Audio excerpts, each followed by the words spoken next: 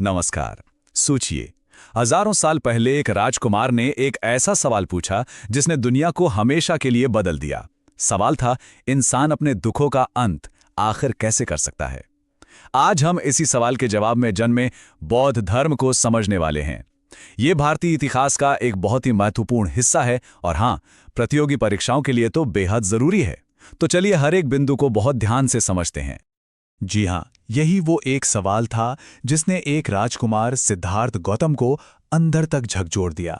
ये सवाल ही उनकी पूरी यात्रा का, उनके पूरे जीवन का आधार बना और इसी की खोज में उन्होंने अपना राजपाट, अपना सब कुछ छोड़ दिया और सिद्धार्थ से बुद्ध बन गए। तो आज हम किन किन चीजों पर बात करने वाले हैं। देखिए, सबसे पहले हम राजकुमार की भविष्यवाणी से शुरू करेंगे, फिर उनके ज्ञान के मार्ग और 4 आर्य सत्यों को समझेंगे। उसके बाद बौद्ध धर्म के ग्रंथ, संप्रदाय और संघ पर नजर डालेंगे। फिर जानेंगे कि कैसे एक महान सम्राट ने यह धर्म अपनाया और आखिर में एग्जाम के लिए एक फटाफट रिवीजन करेंगे। तो चलिए कहानी की शुरुआत करते हैं। कहानी शुरू होती है एक राजकुमार के जन्म से, जिसके बारे में एक बहुत ही असाधारण भविष्यवाणी की गई थी कि वो या तो एक महान चक्रवर्ती सम्राट बनेगा या फिर एक महान संत जो दुनिया को एक नया रास्ता दिखाएगा। अब ये जो जानकारी है ना, इसको मार्क कर लीजिए। एग्जाम्स में यहां से सवाल जरूर बनता है। याद रखिएगा, जन्म हुआ 563 ईसा पूर्व में। जगह थी लुम्बिनी और वंश था शाक्य।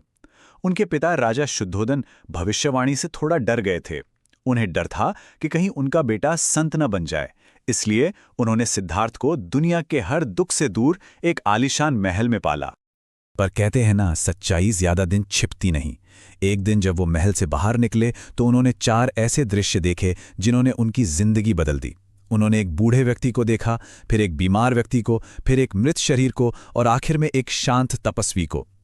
इन दृश्यों ने उन्हें जीवन की कड़वी सच्चाइयों, बुढ़ापा, बीमारी और मौत से रूबरू करा दिया। उनका वो आरामदायक जीवन का भ्रम टूट गया और यहीं से सत्य की खोज शुरू हुई। और बस इन्हीं दृश्यों ने सब कुछ बदल दिया। 29 साल की उम्र में उन्होंने एक बहुत बड़ा फैसला लिया। उन्होंने अपनी पत्नी यशोधरा, बेटे राहुल और उस आलीशान महल को हमेशा के लिए त्याग दिया। बौद्ध इतिहास में इस महान घटना को महाभिष्क्रमण कहते हैं। ये टर्म याद रखिएगा, महाभिष्क्रमण यानी महान त्याग। ये उनके जीवन का सबसे बड़ा टर्निंग पॉइंट था। तो महल छोड़ने के बाद सिद्धार्थ की असल यात्रा शुरू हुई। ये एक बहुत ही मुश्किल सफर था। उन्होंने कई सालों तक कठोर तपस्या की, शरीर को बहुत कष्ट दिया, लेकिन उन्हें अपने सवाल का जवाब फिर भी नहीं मिला। अच्छा, अब ये जो स्लाइड है, ये एग्जाम के लिहाज से सबसे ज्यादा जरूरी है। इसको तो बिल्कुल रट लेना है। बुद्ध के जीवन से जुड़े ये 4 स्थान बार बार पूछे जाते हैं। देखिए, लुम्बिनी, जहां उनका जन्म हुआ; बोध गया, जहां उन्हें 35 साल की उम्र में पीपल के पेड़ के नीचे ज्ञान मिला; सारनाथ, जहां उन्होंने अपना पहला उपदेश दिया, जिसे धर्मचक्र प्रवर्तन भी कहते हैं; और आखिर में कुशीनगर, जहां 80 साल की उम्र में उनका महापरिनिर्वाण हुआ। ये चारों जगह और उनसे जुड़ी घटनाएं बहुत महत्वपूर्ण हैं। तो एक बार फटाफट रिकैप कर लेते हैं, हमने अब तक क्या देखा। एक राजकुमार जो दुनिया के दुखों से परेशान होकर सब कुछ छोड़ देता है, सालों तक भटकता है और आखिर में बोधगया में उसे ज्ञान की प्राप्ति होती है और यहीं से वो बुद्ध कहलाए, यानी वो इंसान जो जाग गया है, जिसे परम सत्य का ज्ञान हो गया है। चलिए अब बुद्ध के जीवन से आगे बढ़कर उनकी शिक्षाओं पर, उनके दर्शन पर आते हैं। उनके पूरे दर्शन का जो सार है वो इन 4 आर्य सत्यों में छिपा है। देखिए, बुद्ध ने 4 महान सच बताए। पहला सच है दुख, मतलब जीवन में कष्ट है, पीड़ा है, असंतोष है, ये एक सच्चाई है। दूसरा समुदाय, इस दुख का कोई ना कोई कारण है और वो कारण है हमारी तृष्णा, हमारी इच्छाएं।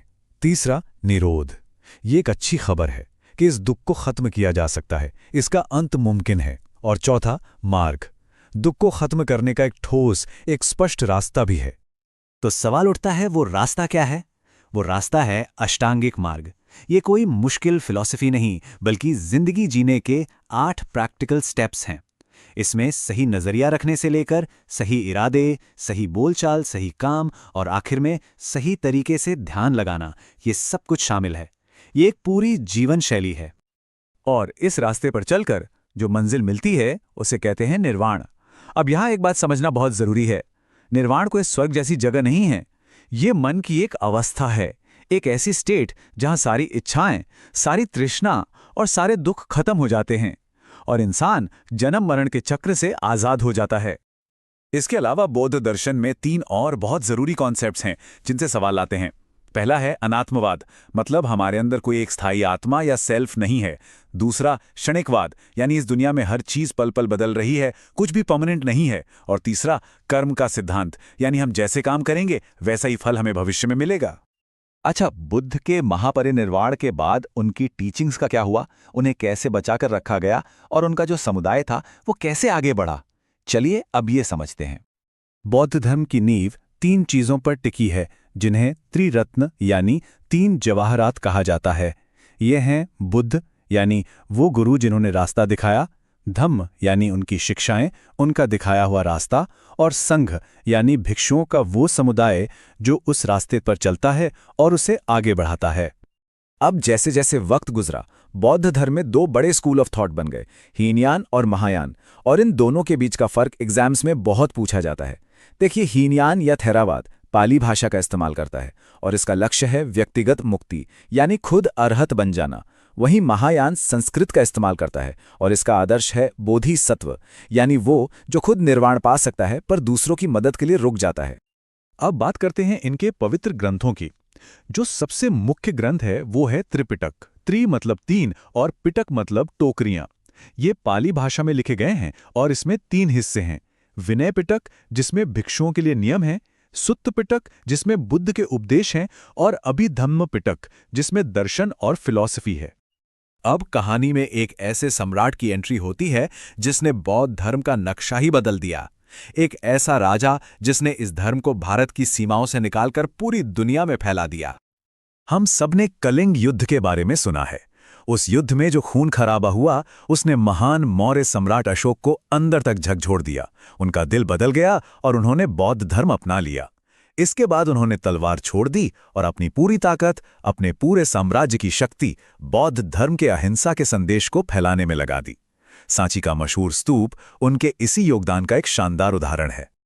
तो चलिए अब फटाफट एक क्विक रिवीजन करते हैं, देखते हैं कितना याद रहा।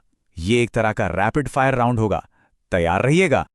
पहला सवाल, याद करने की कोशिश कीजिए। अभी हमने इस पर बात की है। बौद्ध धर्म के वो 3 स्तंभ, वो 3 रत्न कौन कौन से हैं? बिल्कुल सही, बुद्ध, धम्म और संघ। ये तीनों ही बौद्ध धर्म का आधार हैं। और अब आखिर में एक ऐसा सवाल जो सोचने पर मजबूर कर दे। अगर बौद्ध धर्म में कोई बनाने वाला भगवान नहीं है, तो फिर सही और गलत का, नैतिकता का आधार क्या है? इसका जवाब छिपा है कर्म के सिद्धांत में। ये सिद्धांत कहता है कि हर एक्शन का एक रिएक्शन होता है, हर काम का एक नतीजा होता है। यही सिद्धांत बौद्ध धर्म की नैतिक और दार्शनिक नींव है। उम्मीद है इस पूरी चर्चा से आपको बौद्ध धर्म को समझने में काफी मदद मिली होगी। भारत के एक बहुत ही प्राचीन और महत्वपूर्ण दर्शन जैन धर्म के इतिहास को समझने की कोशिश करेंगे। हम खास तौर पर उन कॉन्सेप्ट्स और फैक्ट्स पर फोकस करेंगे जो एग्जाम्स के लिए बहुत जरूरी हैं, और कोशिश करेंगे कि सब कुछ आसान भाषा में समझ आ जाए। तो चलिए शुरू करते हैं। जैन धर्म को समझने के लिए सबसे पहले हमें तीर्थंकर शब्द को समझना होगा। देखिए, तीर्थंकर का सीधा सा मतलब है रास्ता दिखाने वाला। एक ऐसा आध्यात्मिक गुरु जो हमें इस दुनिया के, मतलब संसार सागर के पार जाने का रास्ता दिखाता है। एक बात याद रखने वाली है, ये कोई निर्माता या भगवान नहीं है, बल्कि एक गाइड, एक मार्गदर्शक है। तो सवाल उठता है कि ये रास्ता किस चीज का है? देखिए, जैन धर्म का जो मूल दर्शन है वो 3 चीजों पर टिका है: कठोर अहिंसा, आत्मसंयम और त्याग। और इन सब का अंतिम लक्ष्य है मोक्ष, यानी पूरी तरह से मुक्ति पाना। यहां एक बहुत जरूरी बात यह है कि ये मुक्ति किसी भगवान की पूजा करने से नहीं मिलती, बल्कि खुद के प्रयासों से, आत्मशुद्धि से मिलती है। अच्छा, एक और दिलचस्प बात यह है कि जैन धर्म का कोई एक संस्थापक नहीं है, जैसा कि कई दूसरे धर्मों में होता है। यहाँ शिक्षकों की एक पूरी परंपरा है, एक वंशावली है। तो चलिए अब इन 24 तीर्थंकरों की परंपरा को ही समझते हैं। तो जैन परंपरा के अनुसार समय सीधा नहीं चलता, बल्कि एक चक्र की तरह घूमता है। और माना जाता है कि हमारे इस वर्तमान कॉस्मिक साइकिल में, जिसे अवसरपणी कहते हैं, कुल मिलाकर 24 तीर्थंकर हुए हैं। इनका काम था समय समय पर आकर धर्म को फिर से स्थापित करना। अब देखिए, हुए तो कुल 24 तीर्थंकर हैं, लेकिन एग्जाम के लिहाज से हमें सबको याद रखने की जरूरत नहीं है।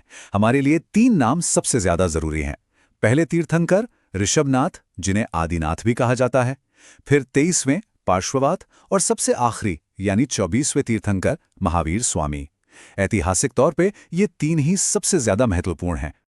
तो चलिए, अब हमारा पूरा फोकस रहेगा 24वें और आखिरी तीर्थंकर महावीर स्वामी पर, क्योंकि जैन धर्म का जो स्वरूप आज हम जानते हैं उसका आधार उन्हीं की शिक्षाएं हैं। और हाँ, एग्जाम में सबसे ज्यादा सवाल भी उन्हीं के जीवन से पूछे जाते हैं। आइए अब महावीर स्वामी के जीवन से जुड़े कुछ बेसिक फैक्ट्स पर नजर डालते हैं, जो सीधे सीधे एग्जाम्स में पूछ लिए जाते हैं। देखिए, उनका जन्म 540 ईसा पूर्व में वैशाली के पास कुंडग्राम नाम की जगह पर हुआ था, जो आज के बिहार में है। उनके पिता का नाम सिद्धार्थ था और माता का नाम त्रिशला, और उनका वंश था ज्ञात्रिक या लिच्छवी। ये सारी डिटेल्स मल्टीपल चॉइस क्वेश्चंस के लिए बहुत ही जरूरी हैं। अब देखिए, महावीर स्वामी का जन्म तो एक राज परिवार में हुआ था, एक राजकुमार थे वो, लेकिन उनका जीवन महलों और सुख सुविधाओं के लिए नहीं था। तो चलिए अब देखते हैं कि कैसे उन्होंने सब कुछ त्याग दिया और ज्ञान की खोज में निकल पड़े हैं। उनकी ये यात्रा कुछ इस तरह से आगे बढ़ी। सबसे पहले 30 साल की उम्र में उन्होंने अपना घर परिवार, अपनी पत्नी यशोदा और बेटी प्रियदर्शना को छोड़कर सांसारिक जीवन का त्याग कर दिया। इसके बाद अगले 12 साल तक उन्होंने बहुत ही कठोर तपस्या की, ध्यान लगाया, और फिर 42 साल की उम्र में उन्हें कैवल्य की प्राप्ति हुई। कैवल्य मतलब सर्वोच्च ज्ञान, सब कुछ जान लेने की अवस्था। और अंत में 72 साल की उम्र में बिहार के पावापुरी में उन्हें निर्वाण मिला, यानी अंतिम मुक्ति। तो एक बार फिर से दोहराते हैं ताकि ये नंबर्स याद हो जाएं। 30 साल की उम्र में घर छोड़ा, 12 साल की तपस्या के बाद 42 साल की उम्र में ज्ञान मिला, और 72 साल की उम्र में निर्वाण। ये 3 उम्र 30, 42 और 72 उनकी आध्यात्मिक यात्रा के सबसे बड़े माइलस्टोन्स हैं। चलिए, तो अब तक हमने जो भी पढ़ा उसे एक बार फिर से एग्जाम के हिसाब से सबसे ज़रूरी पॉइंट्स के तौर पर फटाफट समराइज कर लेते हैं। ये एक तरह से आपका फाइनल रिवीजन होगा। तो ये रहे सबसे जरूरी फैक्ट्स जो हमें याद रखने हैं। पहला, जैन धर्म का लक्ष्य क्या है? मोक्ष, जो मिलता है आत्मशुद्धि और अहिंसा से। कुल कितने तीर्थंकर हुए?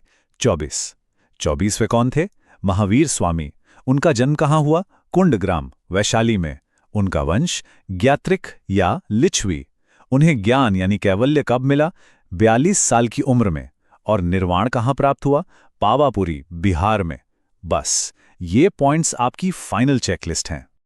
तो हमने महावीर स्वामी के जीवन और जैन धर्म से जुड़े कुछ जरूरी फैक्ट्स तो देख लिए, लेकिन जैन धर्म का प्रभाव सिर्फ इन तथ्यों तक ही सीमित नहीं है। जाते जाते एक सवाल पर जरूर सोचिएगा। जैन धर्म का जो सबसे मुख्य सिद्धांत है, अहिंसा, उसने प्राचीन भारत के पूरे कल्चर और सोच को, मतलब उसके नैतिक ताने बाने को किस तरह से प्रभावित किया होगा। ये एक ऐसा सवाल है जो हमें इस दर्शन के गहरे और लंबे समय तक रहने वाले असर को दिखाता है। बौद्ध धर्म और जैन धर्म, देखिए, ये दोनों धर्म लगभग एक ही समय में एक ही जमीन पर पैदा हुए, लेकिन इनके रास्ते, इनकी सोच बिल्कुल अलग थी। और एग्जाम के लिहाज से इनके बीच का ये फर्क समझना बहुत बहुत जरूरी है। तो चलिए आज इसे एकदम साफ कर लेते हैं। सबसे पहले चलिए थोड़ा टाइम में पीछे चलते हैं। ये वो दौर था 6ठी शताब्दी ईसा पूर्व का भारत, जब समाज में एक बड़ी वैचारिक क्रांति चल रही थी। लोग पुराने वैदिक कर्मकांडों पर सवाल उठा रहे थे, और इसी माहौल में एक नया आंदोलन उभरा जिसे हम श्रमण आंदोलन कहते हैं। और कमाल की बात यह है कि बौद्ध और जैन दोनों धर्मों की जड़ें इसी एक आंदोलन में हैं। अच्छा, तो इस पूरे टॉपिक को हम समझेंगे कैसे? देखिए, हम एक एक करके आगे बढ़ेंगे।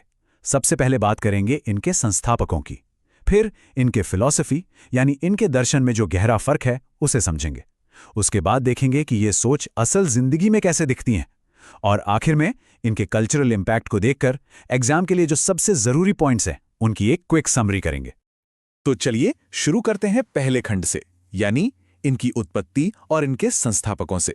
जैसा कि मैंने कहा, दोनों एक ही दौर की देन है, लेकिन इनकी नींव रखने वाले दो बिल्कुल अलग महापुरुष थे।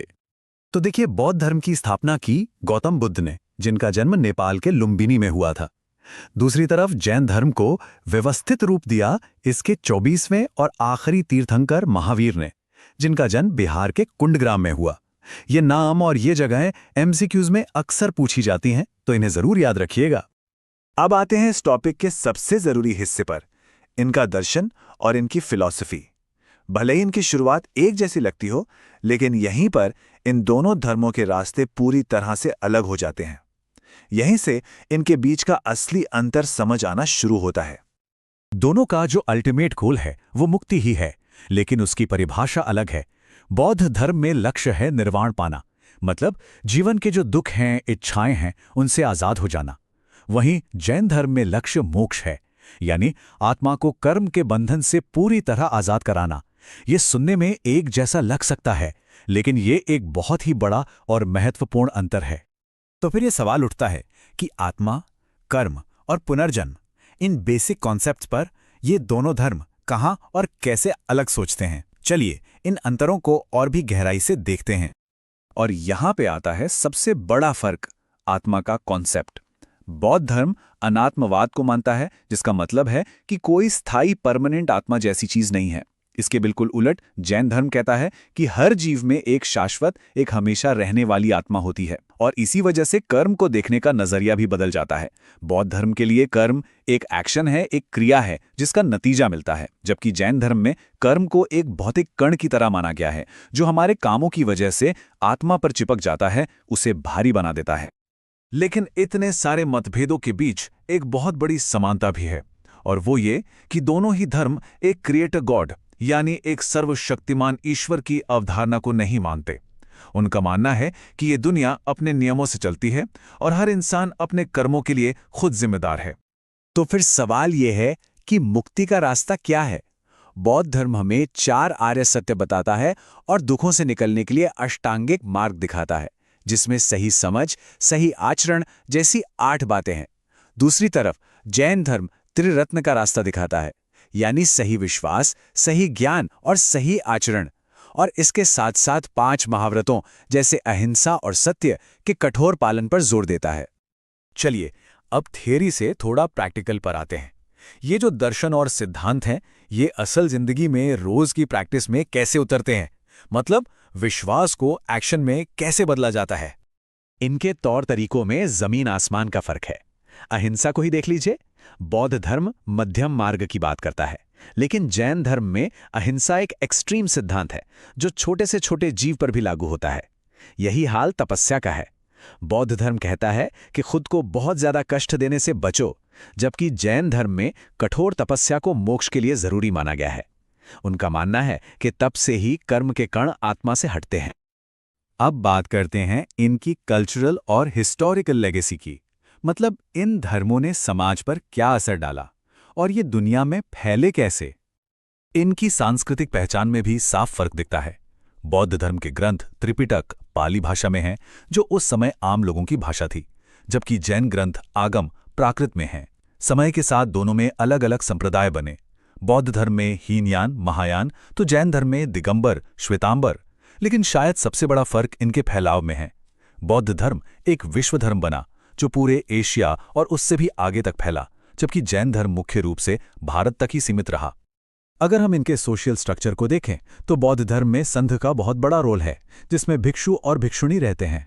जैन धर्म में भी मुनि और आरिकाएं हैं, लेकिन वहां गृहस्थों का रोल भी बहुत अहम माना जाता है। महिलाओं की स्थिति पर एक बहुत ही दिलचस्प अंतर है। बौद्ध धर्म में माना गया है कि महिलाएं पुरुषों के बराबर आध्यात्मिक क्षमता रखती हैं और वे संघ में आकर निर्वाण पा सकती हैं। वहीं जैन धर्म में इस पर मतभेद है। दिगंबर संप्रदाय मानता है कि स्त्री शरीर में मोक्ष संभव नहीं, जबकि श्वेतांबर संप्रदाय मानता है कि संभव है।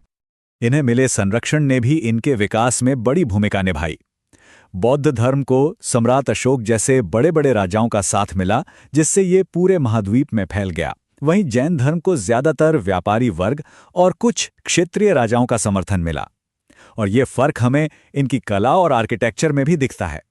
बौद्ध कला में आपको सांची जैसे विशाल स्तूप और अजंता जैसी गुफाएं मिलेंगी, तो वहीं जैन कला अपनी बारीक नक्काशी जैसे दिलवाड़ा के मंदिर और श्रवण बेलगोला की विशाल मूर्तियों के लिए जानी जाती है।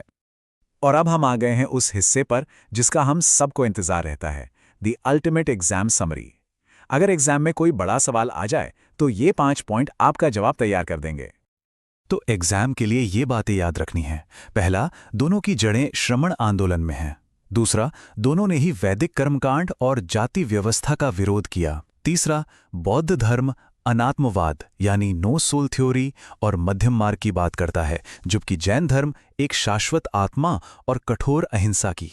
चौथा, बौद्ध धर्म आम लोगों के लिए ज्यादा आसान है, जबकि जैन धर्म बहुत कड़े अनुशासन की मांग करता है। और पांचवा, दोनों का सार यही है कि एक नैतिक और अच्छा जीवन जीना चाहिए। और आखिर में मैं आपको एक सवाल के साथ छोड़कर जा रहा हूं। सोचिएगा जरूर कि कैसे एक ही जड़ से निकले दो रास्ते अपनी सोच के सिर्फ कुछ छोटे छोटे अंतरों की वजह से दो बिल्कुल अलग ग्लोबल लेगेसी, दो बिल्कुल अलग वैश्विक विरासतें बना गए।